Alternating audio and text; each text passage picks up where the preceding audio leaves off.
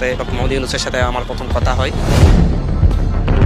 উনি আমাদেরকে বলেন যে হচ্ছে সারা দেশের মানুষ তোমাদের সাথে আছে, তোমরা এগিয়ে যাও, তোমাদের যে কোনো সহযোগিতা আমাকে পাশে পাবে ইনশাল্লাহ। আন্দোলনের সময় কি এমন কারোর সাথে কথা হয়েছে যেটা আমরা এখন পর্যন্ত কেউ জানি না? আন্দোলনের সময় আমাদের ধরুন হচ্ছে সাংবাদিক, প্রবাসী সাংবাদিকদের সাথে খুব ভালো কানেকশন ছিল।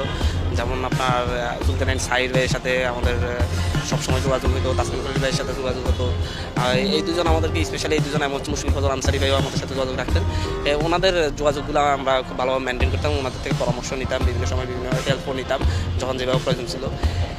বাংলাদেশের প্রবাসী শিক্ষার্থীরা তাদের একটা বড় অংশ আমাদেরকে হেল্প করতো, ওরা বিভিন্নভাবে আমাদেরকে হেল্প করার জন্য চেষ্টা করতো, এমনকি আমাদের মোবাইল কেনার জন্য টাকা দিতেও চেষ্টা করেছিল, অবশ্যই যে কোনো উপায় দিতে পারেনি।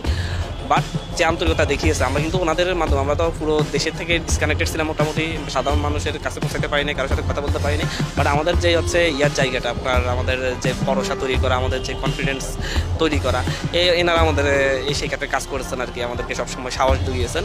পয়লা আগস্ট রাতের দিকে আপনার আমাদের সাথে এই মুশফিক ফজল আনসারি ভাইয়ের মাধ্যমে ডক্টর মোহাম্মদ ইউনূসের সাথে আমার প্রথম কথা, একটা সিগন্যাল অ্যাকাউন্ট খুলে দেন একটা প্রবাসী শিক্ষার্থী ভাই, উনি মালয়েশিয়ার একজনের নাম দিয়ে আমাকে একটা সিগন্যাল অ্যাকাউন্ট খুলে দেন, সেখান দিয়ে আমরা কথা বলি। উনি আমাদেরকে বলেন যে হচ্ছে সারা দেশের মানুষ তোমাদের সাথে আছে, তোমরা এগিয়ে যাও, তোমাদের যে কোনো সহযোগিতা আমাকে পাশে পাবে ইনশাল্লাহ।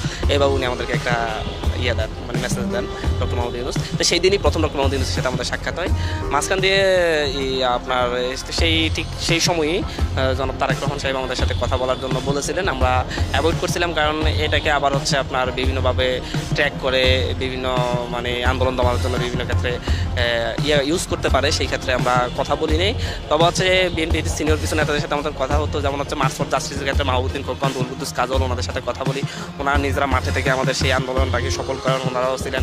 তারপর জামাত নেতাদের সাথে কথা বলি, জামাতের যারা আইনজীবী আছেন, মূলত হচ্ছে বিএনপি জামাতের এই অংশগুলো আমাদেরকে খুব ভালো হেল্প করেন।